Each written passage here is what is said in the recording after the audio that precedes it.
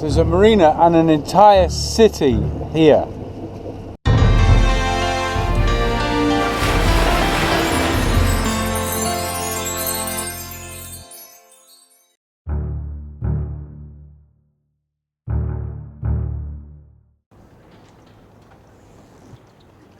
Tied up safely alongside.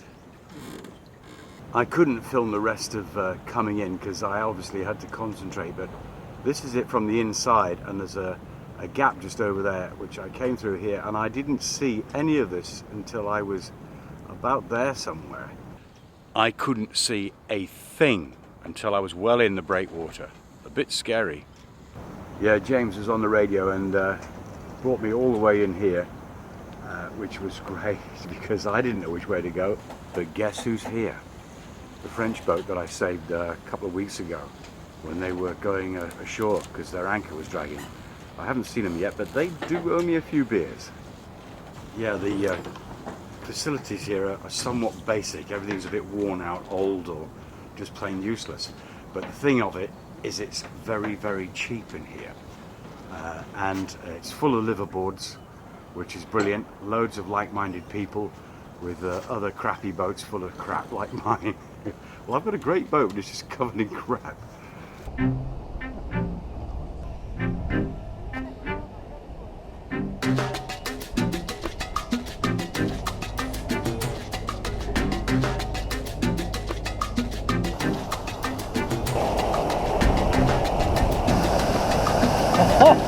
Awesome!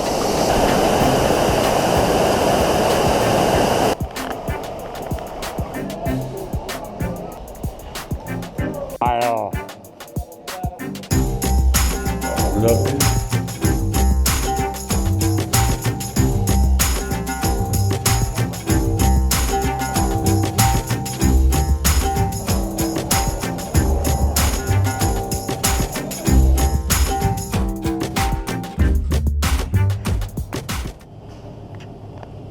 This is the one machine that works.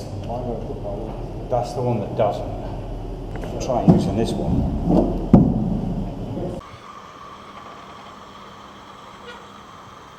And we're fogged in again. Yes, the old enemy is back, fog. Ready to go this morning. James and I on our own boat is going to head down south, but we can't go anywhere, so we're going to find something else to do. So I thought I'd come up to the older part of the boatyard where there's some weird stuff. It's definitely a place where boats come to die.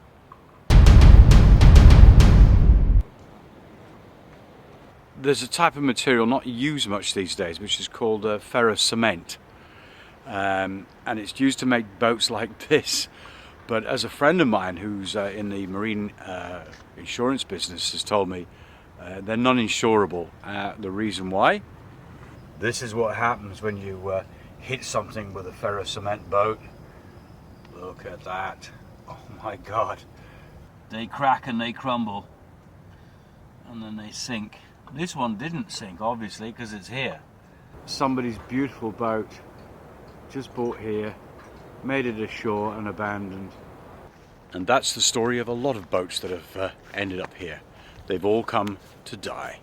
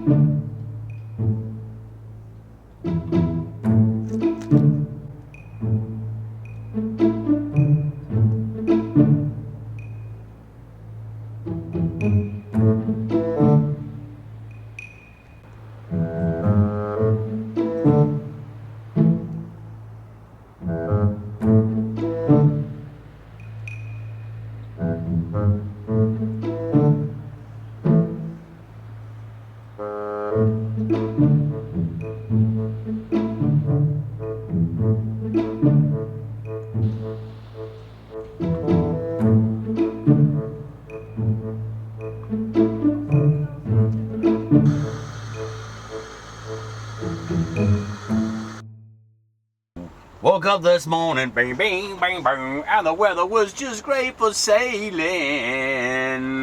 At last, a wind that'll blow us south.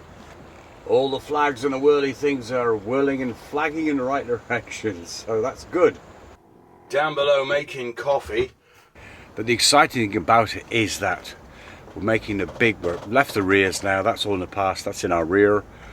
And we're going to head down the coast about 170 miles, I think. It's a big boy sail. It's the first big boy sail I've done for a while. All the way south. We're going to get down towards Lisbon. Hopefully the weather will be better there, a bit more settled, warmer. So yeah, all the good. I'm excited. I'm excited, boy, today. Yeah, gonna be good, I hope. Please, please, let it be good. Sailing gods, be good to me today. Also, I can't remember if I mentioned it before, but I've got a new idea for handling the mainsail. Basically, it's a twin sheeting system. Each sheet has its own quick release system and is independent of the other with a snatch block. The idea is to do away with the track, which is just basically in the way all the time as it separates the cockpit into two parts. So I'm going to keep leaping over it. And last year, I actually broke my toe by getting it jammed in that. Not nice. My argument is that you can do anything with the boom in 3 dimensions, have the end of that boom any place in 3 dimensions that you want. You can pull down on it, let it up, hit this way, that way. You can also boom it further out than you would do if you had the track in place. My point is, I think a twin sheeting system like this can do as much, if not more, than a conventional track can do. I'll be interested to see what you think in the comments, those of you who are aficionados on this sort of thing. Anyway, going to give it a go. It's going to be the first try today, and the wind should be from the south, so it'll be interesting. Nice and roly-poly out here. We've got a good old Atlantic swell going. Wind's behind me, and I'm doing about between 5.5 to 6 knots. I said off before, James, he's either a better sailor than me, or his boat's faster, or both, because the bugger's caught up with me. One shadow, good right. He's calling me now, the boat's spanner. You can speak up again now. Over. Yeah, I'm glad you noticed that I slowed down and just so you can take pictures. Yeah, I thought it'd be a nice thing for me to do. Yeah, I'm just taking a bit of film and a bit of video of you. So you can always take a couple of me if you fancy. I'll let you pass. Oh, that's big of you. Yeah, no, I've got some pretty good. I'm not sure what the video is going to be like, but I've got some good stills of you, I think, getting lost in the swell and then re-emerging.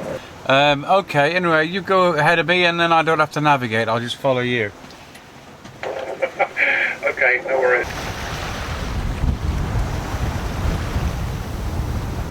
He's got more sail up than I have, that's for sure. I got to say, I'm being a bit of a wuss about it because the boat's rolling all over, and I'd rather have little sail up and manage it nicely than too much and then get into problems later. But yeah, I'll let him go in front, then I don't have to navigate, I'll just follow him, that's the idea. He's a few years younger than me. He can bounce around the deck easier than I can. I'm doing a bit of old man sailing today. Yeah, we can't complain though, it's all good.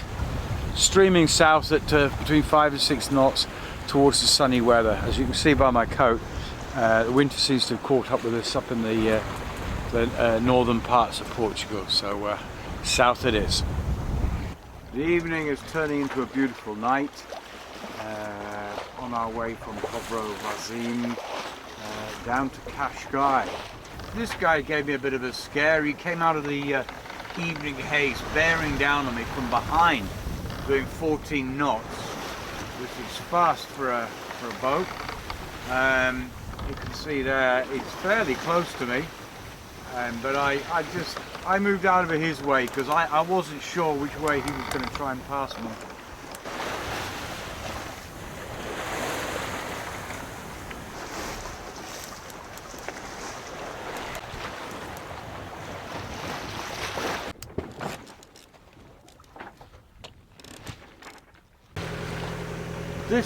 This is further to my ode to the idiocy of some fishermen. This guy's out here in a boat bearing in mind the fog, I mean, you can see behind him, it's still quite foggy. He's been out here fishing since I don't know when. He's come out here. Last night there were warnings on the radio about the fog. So he's come out in fog. There's two of them there. They've got an anchor down and their rod, so they couldn't move. Now I'm literally 100 meters from them. There's a good chance I would have mowed them down. A very good chance I would have hit them. That's just crass stupidity. Look at that. Fishing in the fog. How bright is that? With your anchor down, so if something's happening, you can't get out of anybody's way. No AIS, no radar reflection because they're plastic. Assholes. And it seems to be closing in again. I hope there's no more stupid fishermen in a bloody boat out there, because they're going to die if they are. So I've got my electric eyes on, boy. What a difference! Here we are, just rounded the point into Qashqai. The fog has gone, and we're going down the beautiful coast just outside of the city. And it's blowing a lot. It's a shame I didn't sail in here, but it's only just come up in the last couple of miles, and now it's really blowing. So heading for the anchorage. What a beautiful place this is, I'd forgotten. And here we are on the anchorage. Spooky that people actually have walked on these floors and in these caverns hundreds of years ago. Apparently there were bodies found in this one.